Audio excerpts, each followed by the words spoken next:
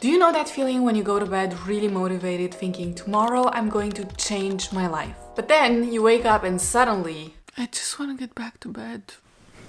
Maybe tomorrow? Tomorrow turns into next week, next month, and before you know it, you are stuck in the same place. Or maybe you're getting plenty of sleep, yet you still feel exhausted, like you're just existing instead of actually living. If any of this sounds familiar, this video is for you. We all go through cycles, periods when we are on top of our game, we have a consistent routine and we feel unstoppable. But then suddenly we fall out of routine, we get mental fog, we're constantly tired, we have no motivation, and we just feel like, what am I doing with my life? And while that is completely normal, we don't want to stay in those low points for too long. So whenever I feel like that and I'm just stuck in a rut, this is exactly how I get out of it. Fast. And now grab your notebooks because class is in session. We are starting at step 0 because before we do anything, we have to change the way that we think. Give yourself grace. Don't tell yourself that you're so lazy. Don't beat yourself up. Don't make yourself feel worse when you're already feeling bad.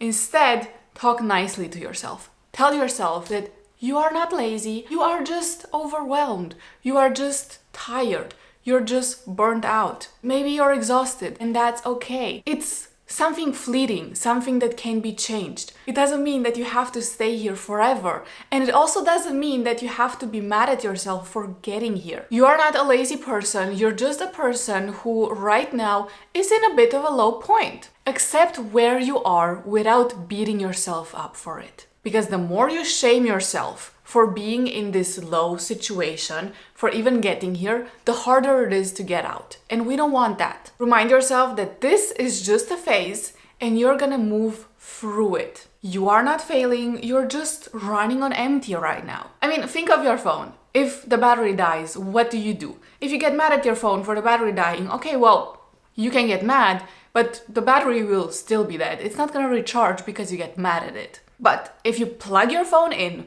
and you leave it there for a second and you let it recharge, then you can use it again. The sooner you acknowledge that this is just a phase and you don't have to get mad at yourself, the sooner you will be able to take action on the following steps that we're gonna talk about without burning out. You know, whenever I'm in a low space, I think of all of the areas that I'm lacking in. I think about the fact that my space is dirty, that I should clean, that I should do my homework, that I should, work more, try harder in this area, in that area. The truth is, it is close to impossible to have your shit fully together, to be perfect in all areas of life. And I realize that maybe that shouldn't be the goal. The goal is to deal with things better. The first action that you are going to take is something extremely small, something tiny, like making your bed, brushing your teeth, taking a shower. The problem is that people always think that motivation comes first, that you need to just wait for motivation to magically show up and then you can start doing things. The truth is, motivation and action are a circle, which means that we can work smarter, not harder, and start by taking action. If you take action, even if it's the smallest thing,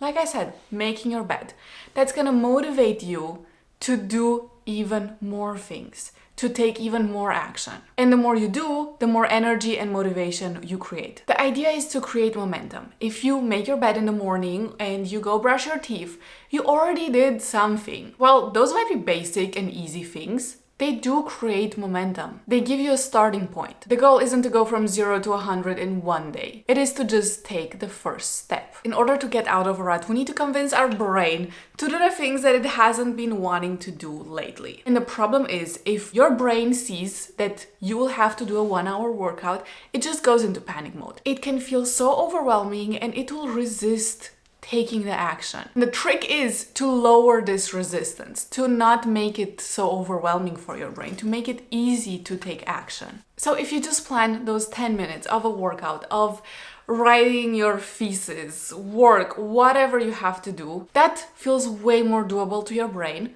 Then you're more likely to do that thing, and doing that action helps you generate momentum and carry it forward, so you will be more motivated to do other things. My favorite trick whenever I don't feel like doing something but I know I should do it, I just ask myself, what would my best self do? Would she sit on her phone for 3 hours scrolling TikTok and complain afterwards that she has no time? Or would she get up and do the things she needs to do step by step in an organized way?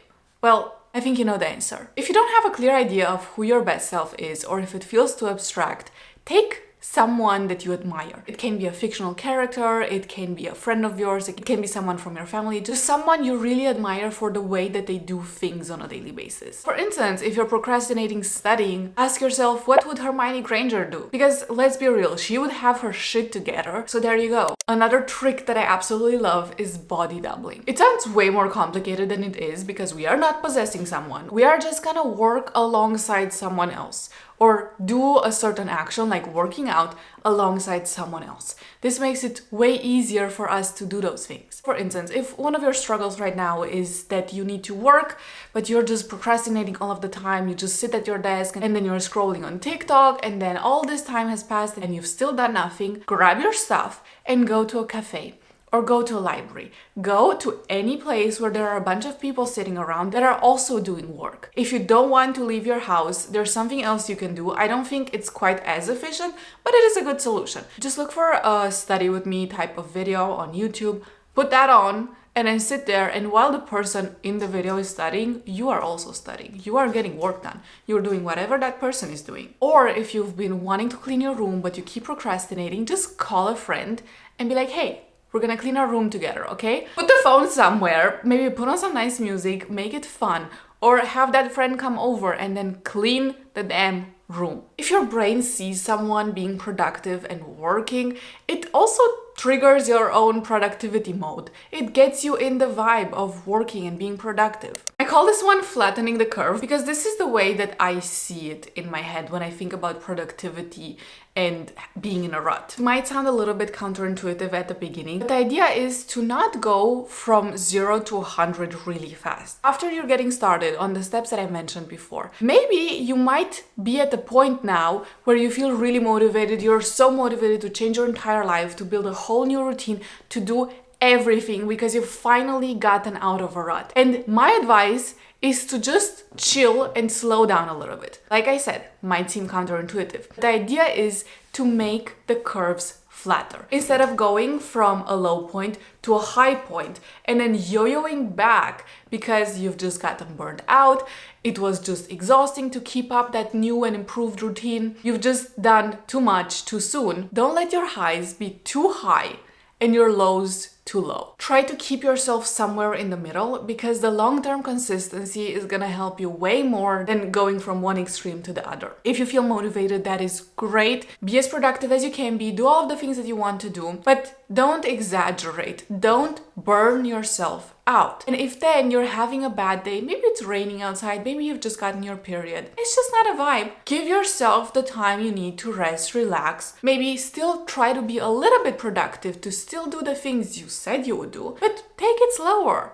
Don't stress about it. Choose to have the slow and consistent growth over the really fast growth but then crashing out 2 days later. On that note, it is really important to think of getting out of a rut as a progressive thing. Meaning you don't start the first day by changing your entire routine, doing 10 things that you haven't done for the past month. You start your first day by doing one thing that is gonna help you in some way. Start the first day by just making your bed again. Or if you feel up to it, instead of making your bed, try to clean your space for just 5 minutes. Put a timer, just 5 minutes, and then you can chill. The next day, you clean for 5 minutes and then you also move your body for 10 minutes. You see, we are progressing. On the second day, you're already doing more than on the first day, but you're still not going to an extreme. And from there, just keep on building. Keep adding things to this routine that will help you. Think of getting out of a rut as a 30-day challenge. It's not about what you do on day one. It's about what you do consistently through all of those days. And it's also about the fact that you should progress. Like, you should